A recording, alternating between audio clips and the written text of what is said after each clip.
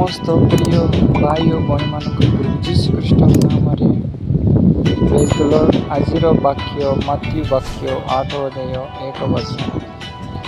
जीशु पहाड़ उपरे ओह्लाई आसते बहु संख्या लोक पछे पछे सालिले। आउ देख जड़े कुष्ठी रोगी पाखक आसी प्रमाण करी कहला, ए प्रभु आपण जदि इच्छा करते ताले मते शुचि करि पारंती। सेतिरे से हाथ बढ़ाई ताकू छुई कहले, मु इच्छा करुछि शुचि ओ। से क्षणे से आपणा कुष्ठरोगर शुचि होला। आउ जीशु ताकू कहले, सावधान, काहाकू कह नाही, किंतु जाओ निजको याजक देखाओ। पुणी मूसा जो नीतिविधि विषय आदेश देउछंती ता सेमानक पाखरे साक्षी देबा पई उत्सर्ग कर।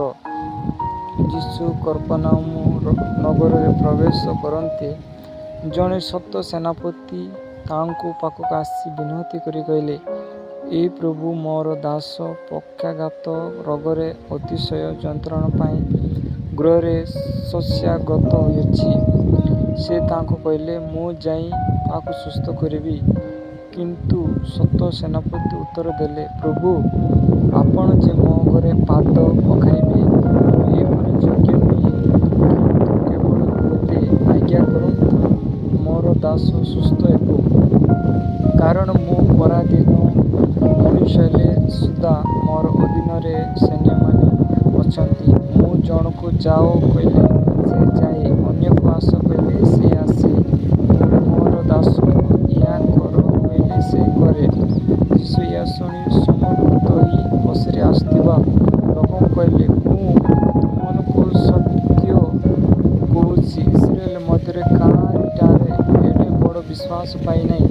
किंतु मु तुमको कहुछि, अनेक पूर्व पशुहरू आसी अब्राहम, इसाक, जाकुबଙ୍କ सहित स्वर्ग राज्य भोजनरे बसिबे, मात्र राज्यर सन्तान माने बाहर अंधकाररे पकाजिबे।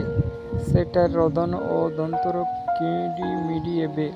जीशु सत सेनापति को कहले, जाओ तुमे जेपरि विश्वास करुछ तुम प्रति सेपरि हेउ। से क्षणे दासटी सुस्थ होला।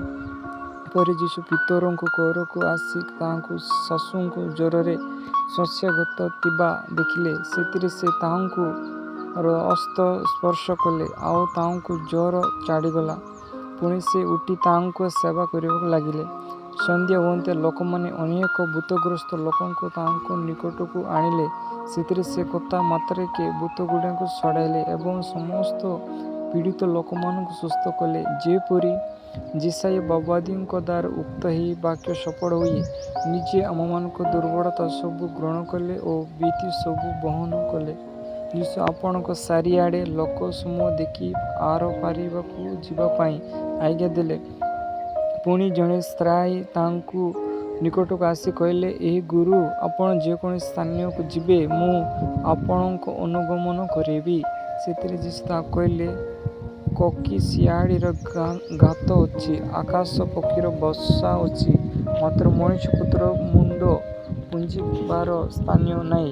पुणी शिष्यମାନଙ୍କ ମଧ୍ୟରେ ଆଉ ଜଣେ ତାଙ୍କୁ କହିଲେ, ଏ ପ୍ରଭୁ, ପ୍ରଥମେ ଯାଇ ମୋର ପିତାଙ୍କ ମୃତ୍ୟୁ ପର୍ଯ୍ୟନ୍ତ ଅପେକ୍ଷା କରିବା ପାଇଁ ଏବଂ ତାହାଙ୍କୁ ସମାଧି ଦେବା ପର୍ଯ୍ୟନ୍ତ ରହିବା ପାଇଁ ମୋତେ ଅନୁମତି ଦିଅନ୍ତୁ।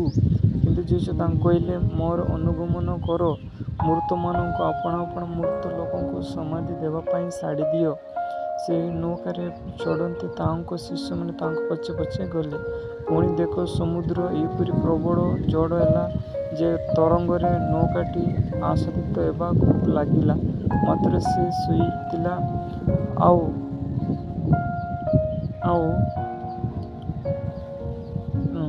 ଆଉ ସେ ପାଖକୁ ଆସି ତାଙ୍କୁ ଉଠାଇ କହିଲେ, ଏ ପ୍ରଭୁ, ରକ୍ଷା କରନ୍ତୁ, ଆମେ ମଲୁ। ସେ ସେମାନଙ୍କୁ କହିଲେ, ଏ ଅଳ୍ପ ବିଶ୍ୱାସୀମାନେ, ତୁମେମାନେ କାହିଁକି ଏଡ଼େ ଭୀର? ଯେତେବେଳେ ସେ ଉଠି ପବନ ଓ ସମୁଦ୍ରକୁ ଧମକ ଦେଲେ, ଆଉ ସବୁ ବିରକ୍ତ ହେଲା। ସେଥିରେ ଲୋକମାନେ ସମର୍ପିତ ହୋଇ କହିଲେ, ଏ କିପରି ବ୍ୟକ୍ତି ଯେ ପବନ ଓ ସମୁଦ୍ର ଉଭୟ ଏହାକୁ ଆଜ୍ଞା ମାନନ୍ତି। ପରେ ଆର ପାରିରେ ଗଦରୀମାନଙ୍କ ଅଞ୍ଚଳରେ ଯୀଶୁ ଉପସ୍ଥିତ ହୁଅନ୍ତି। ଦୁଇ ଜଣେ ଭୂତଗ୍ରସ୍ତ ସମାଧି ସ୍ଥାନରୁ ବାହାରି ତାଙ୍କୁ ଭେଟିଲେ। ସେମାନେ ଏପରି ଦୁରନ୍ତ ଥିଲେ ସେ ବାଟ ଦେଇ କେହି ଯିବା ଆସିବା କରିପାରୁ ନଥିଲେ। ଆଉ ଦେଖ, ସେମାନେ ସ୍ୱୀକାର କରି କହିଲେ, ଈଶ୍ୱରପୁତ୍ର, ତୁମ ସାଙ୍ଗରେ ଆମମାନଙ୍କ କ'ଣ ଅଛି? ସମୟ ନ ଏଣୁ ତୁମେ କି ଆମମାନଙ୍କୁ ଯନ୍ତ୍ରଣା ଦେବା ପାଇଁ ଏଠାକୁ ଆସିଲ? ଆଉ ସେମାନଙ୍କଠାରୁ ଦୂରେଇ ଗୋଟିଏ ବଡ଼ ଘୁଷୁରି ପୋଲ ସରୁଥିଲା। ଏଥିରେ ଭୂତଗୁଡ଼ାକ ତାଙ୍କୁ ବିନତି କରି କହିବାକୁ ଲାଗିଲେ, ଯେବେ ଆମମାନଙ୍କୁ ଛଡ଼ାଅ, ତେବେ ଘୁଷୁରି ପୋଲ ଭିତରକୁ ପଠାଇ ଦିଅ। ଯୀଶୁ ସେମାନଙ୍କୁ କହିଲେ, ଯାଅ। ସେଥିରେ ସେମାନେ ବାହାରି ଘୁଷୁରିଗୁଡ଼ାକ ଭିତରେ ପଶିଲେ। ଆଉ ଦେଖ, ଘୁଷୁରି ପୋଲ ଅତି ବେଗରେ ଦୌଡ଼ିଯାଇ ତୀଖ ସ୍ଥାନ ଦେଇ ସମୁଦ୍ର ବୁଡ଼ି ବୁଡ଼ି ମଲେ। ପୁଣି ଛଡ଼ାଉଥିବା ଲୋକମାନେ ପଳାଇଗଲେ ଏବଂ ନଗରକୁ ଯାଇ ସମସ୍ତ ଘଟଣା ଓ ଭୂତଗ୍ରସ୍ତ ଲୋକଙ୍କ ପ୍ରତି ଯାହା ଘଟିଥିଲା ସେସବୁ ଜଣାଇଲେ। ଆଉ ଦେଖ, ନଗରର ସମସ୍ତ ଲୋକ ଯୀଶୁଙ୍କୁ ଭେଟିବା ପାଇଁ ବାହାରି ଆସିଲେ। ପୁଣି ତାଙ୍କୁ ଦେଖି ସେମାନଙ୍କୁ ସୀମାରୁ ଚାଲିଯିବା ପାଇଁ ବିନତି କଲେ। ଆମେନ୍।